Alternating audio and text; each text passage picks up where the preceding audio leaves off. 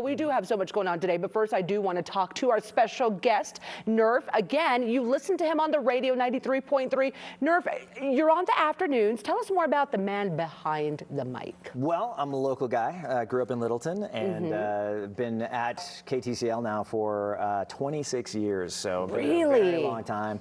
And it's been super fun, a great career, great to like do your career in your hometown, you know. And, no kidding, yeah.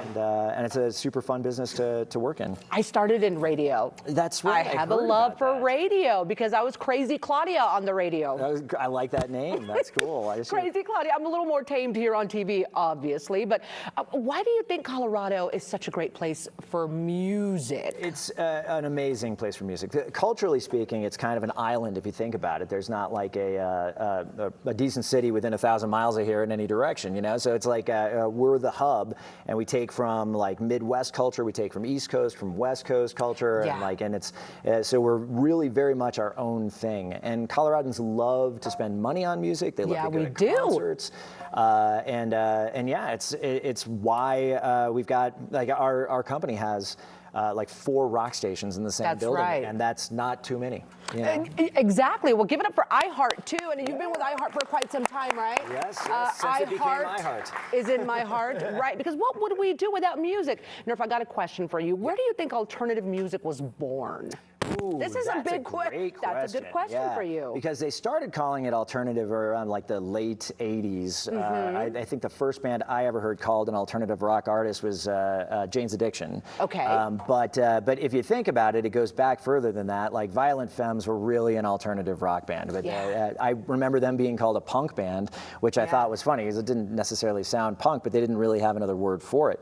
Right. But it goes way back even further than that. And so, yeah, it's difficult to say where it started. It's hard to say, right? Yeah. So going back to like our high school days and stuff, for me, alternative was like Nada Surf, Oasis, you know, all those bands I absolutely loved. What about for you? What's your favorite? Oh, my all-time favorite is Bad Religion, and they're going to be here this summer playing punk in the park. Wow. And yeah, it's a 3-day event. It's like it's just like punk rock should be. It's like out on a big slab of pavement, you know, for 3 days straight, long days, sweaty, sunburns, lots of beers, and some incredible punk bands. So is it going to be like Lollapalooza '99? A lot, yes. Woodstock '99. Woodstock '99.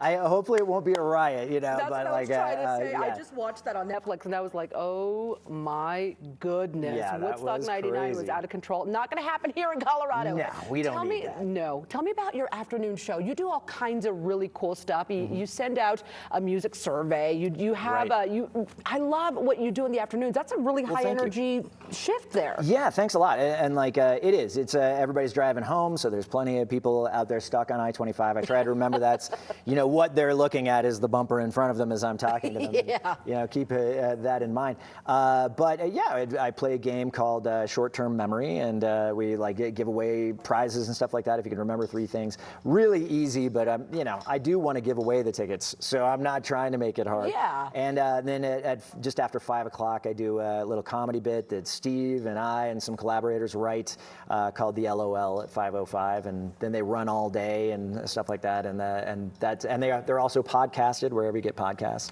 There's so many ways you could listen to Nerf, but what's the funniest reaction you've had from like your short-term memory game or from a caller? We've had. Okay, the funniest reaction, we did a comedy bit about a job fair for the adult film industry, and it was totally tongue-in-cheek, but we got a call from someone who didn't realize that it was tongue-in-cheek, and she wanted more info, and it was an interesting call to take, for sure. That was the funniest reaction. And then you mentioned the music nerds.